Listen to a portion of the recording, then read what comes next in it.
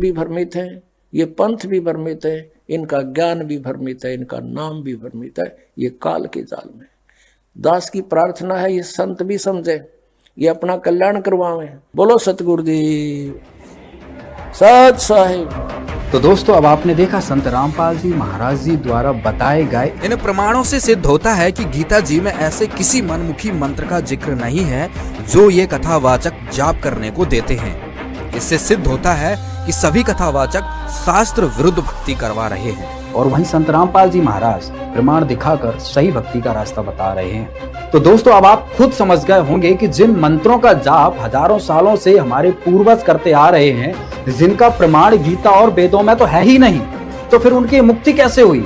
अब आप खुद विचार करिए कि आपके पूर्वजों की नाव तो इन्होंने डुबो ही थी, कम से कम अब अपनी नाव तो डूबने से बचा लो। अब क्या होगा पुण्यात्माओं? जैसे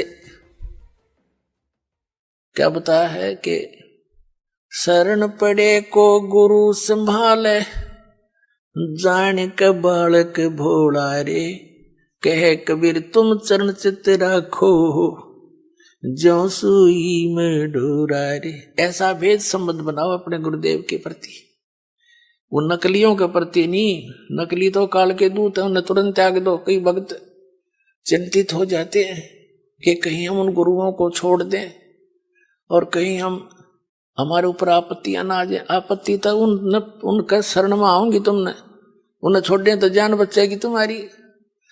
कबीर साहब गरीबदास जी कहते हैं, झूठे गुरु का लीतर लावे और गरते काट घसीटे, इनके पीटे पाप नहीं है, इन निश्चय पीटे। पीछे घटिया ये गुरु है, ये अनमोल जी उनका नाश करने लग रहा, अपना भी आप श्रद्धालुओं को मिसगाइड करे।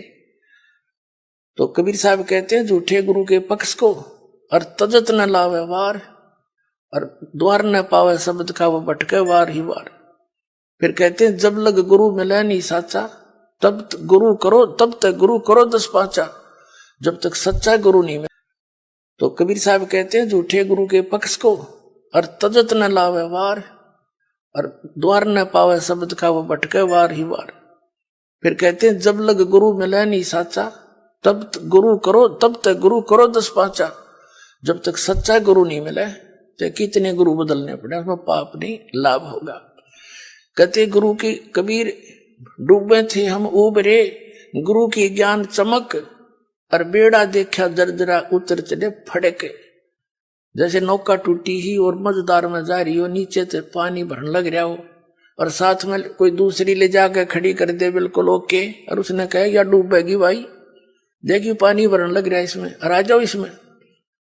विकल्प कूद जाएंगे वो 1 सेकंड में, जो विकल्प नहीं हो तो डूबेंगे। और जब विकल्प खड़ा कर दिया कि या ठीक सर इसमें आ जाओ, और फिर भी ना दे, फिर तो वो भांग पिए बैठे हैं, घटनों पानी में भी बड़े हैं और फिर भी नौके ओके है। तो जो दास प्रमाण दिखा रहा है और ये नौका साथ में खड़ी कर दी कि ये है ओके इसमें आ जाओ, और यह सारी डूबेगी तुम्हारी, और अब भी उनको नहीं छोड़ रहे, उन्हें तो फिर नशा गणा हो रहा है, उनका क्या करें फिर हम। कबीर साहब कहते हैं कि ये चातुर प्राणी चोर हैं, इतना ज्ञान दास ने बता दिया, और उनकी दाख उनने तो कुछ ध्यान देना चाहिए। जो संत गुरु पद पर बैठे हैं, तुम क्या करने जा रहे हो, तुम्हारा ज्ञान फेल कर दिया, और फिर भी बोले आत्मा नहीं कहते भाई चलो वह भी आ जा, उन्होंने भी कह दे भाई बिल्कुल ठीक है, नहीं तो गलत बताओ मेरे ज्ञान को। मैं बार बार कह रहा हूं ये गलत बताओ, गलत कह रहा हूं, और गलत नहीं कह रहा तो स्वीकार करो, इन छोड़ दो परमात्मा के बच्चों ने, क्यों दुश्मन बने बैठे हो तुम।